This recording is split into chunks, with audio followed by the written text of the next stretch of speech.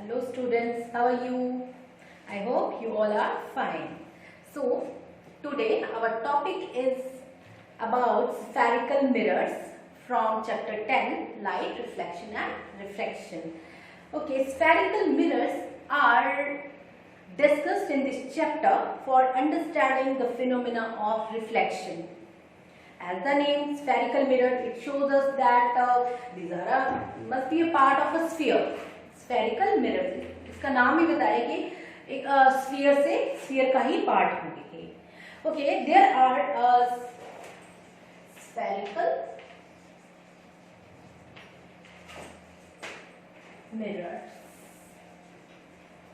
इस तरह से एक spherical hollow ball होती है and its half part is taken as a spherical mirror. This part is taken as a spherical mirror. Let's discuss about the types of the spherical mirrors. There are two types of spherical mirror: concave mirror and number two, convex mirrors. Convex mirror. As the name shows that these are a part of a sphere. ठीक है, इसमें क्या होता है, जो spherical जो curved portion होता है उस स्फीयर का, स्फेरिकल पोर्शन का, उसको मतलब वो रिफ्लेक्शन में यूज होता है. Only that curved surface is used as a reflecting surface. In concave mirror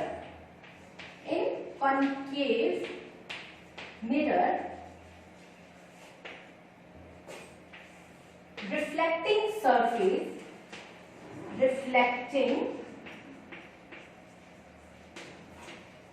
surface in concave mirror, the reflecting surface is towards inner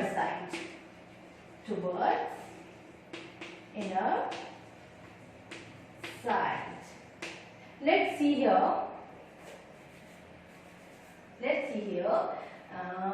ये देखिए आप, ये आपका है कॉन्केव मिरर. मिरर टर्म जो यूज की गई, इट मीन्स यहाँ पे इसका one part open and one part is polished and silver is considered as the best reflecting material.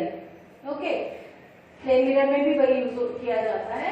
ये देखिए यहाँ पे ये है कॉन्केव. केव मीन्स गुफा, एक तरह से ये अंदर की तरफ को गुफा टाइप. ये मतलब एक टर्म मैं आपको यूज कर रही हूँ ताकि आपको याद रहेंगे.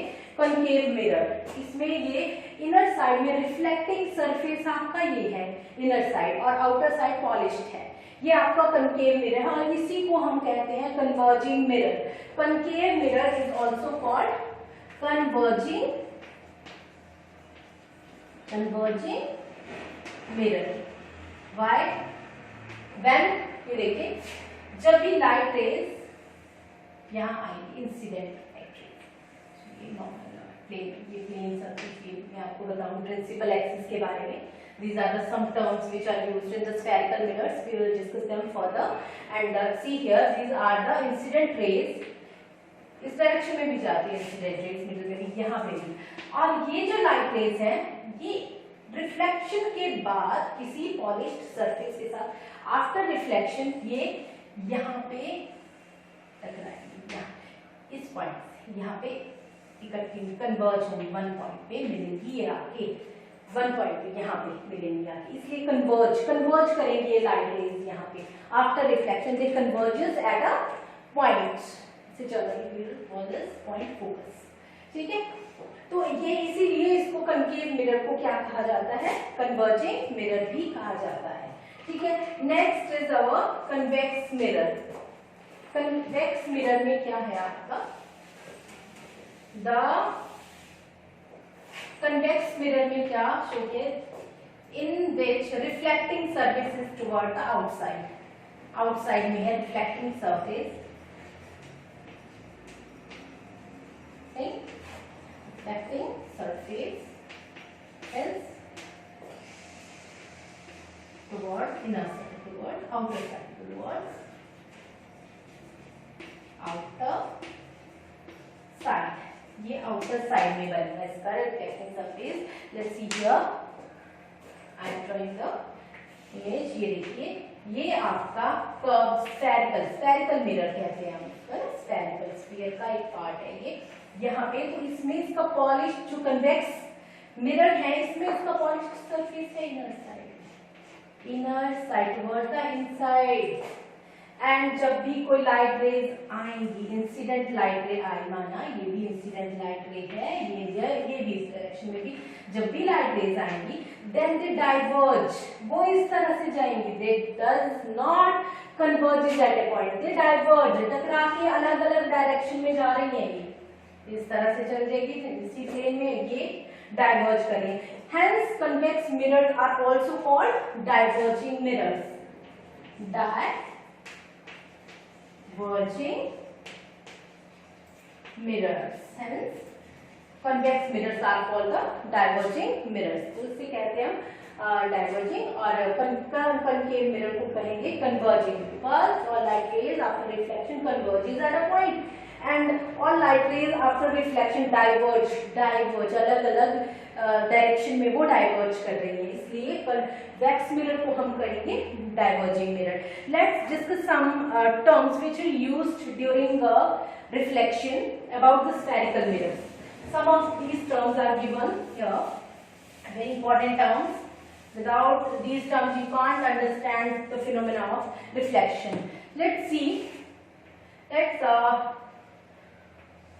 ये देखिए, spherical glass, hollow खाली अंदर से, यहाँ इस तरह से, मतलब ये आपका स्फीयर है, इसमें से इस तरह से ये कट किया जाता है एक पोर्शन, और इसमें से आप माना ये ले रहे, ये ले रहे। चलो मैं आपको यही शो करूंगी। आफ्टर दैट आप एक मिरर की कंसीडर कीजिए, आप मिरर की हाफ मिरर, ये देखिए कॉन्केव मिरर ले लीजिए आप, ठीक है, कॉन्केव मिरर ले लिया।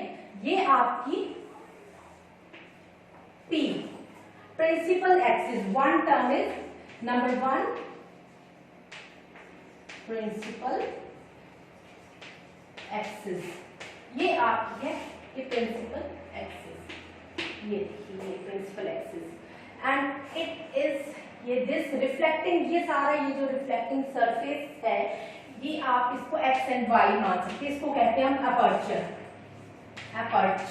रिफ्लेक्टिंग सरफेस का जो अपर्चर, जो आपका ये रिफ्लेक्टिंग सरफेस सामने है, फ्रंट में आ रहा है, जो भी रिफ्लेक्टिंग सरफेस यूज करेंगे हम ये फिनोमेना लाइट को रिफ्लेक्शन करने के लिए, जो हम समझेंगे ये सारा चीज, तो ये आपका आएगा एक्स एंड वाई अपर्चर कहते हैं, ठीक है। अब ये जो हमने पढ़ लिया, ये लिया हमने एक स्फेरिकल बाउल हॉलो स्फीयर से, तो उस स्फीयर का जो सेंटर पॉइंट था उसे हम कहेंगे सी, सेंटर ऑफ कर्वेचर। क्या कहेंगे? सेंटर ऑफ कर्वेचर, सी, ठीक है, ये एक्स और वाई। और इस सेंटर ऑफ कर्वेचर का हम लेंगे ये P पॉइंट 4, P पोल,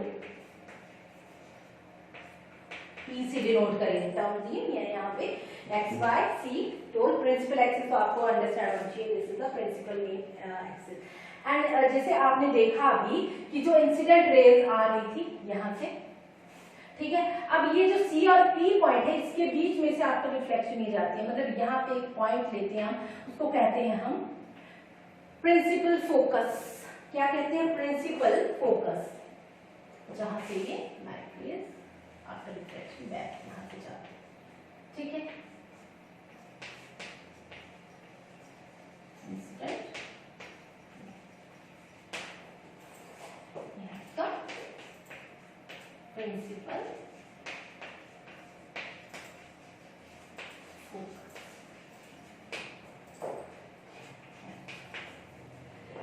और ये C और P का पॉइंट जो है इसको कंसिडर करते हैं हम R, ये पूरा रेडियस, डायमीटर का हाफ स्फीयर था ये, उसके बाद ये बना हमारे पास R रेडियस 6, चलिए टर्म्स है यहाँ पे 6, यहाँ पे लिख लेते हैं रेडियस,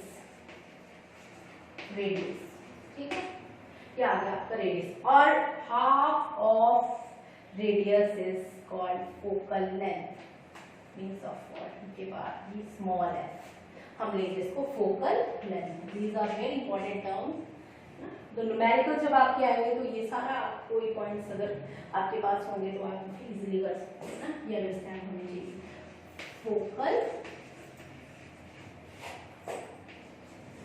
लेंथ, फोकल लेंथ है ये आपके पास, फोकल लेंथ. और and it is, there is some term which is maximum used in many numericals in this chapter, so it is very important. R is equal to 2f, remember it, ठीक है, याद रखिए इसको. R radius जो है वो is equal to 2f. Radius होता है वो 2f के इक्वल होता है. तो अगर आपको R निकालना है, f निकालना है, अगर आपके पास छोटा सा फॉर्मूला होगा तो आपको वो इजी हो जाएगा करना, ठीक है. तो these are some important terms which are used in the phenomena of reflection. So remember these and do these again and again. Okay students.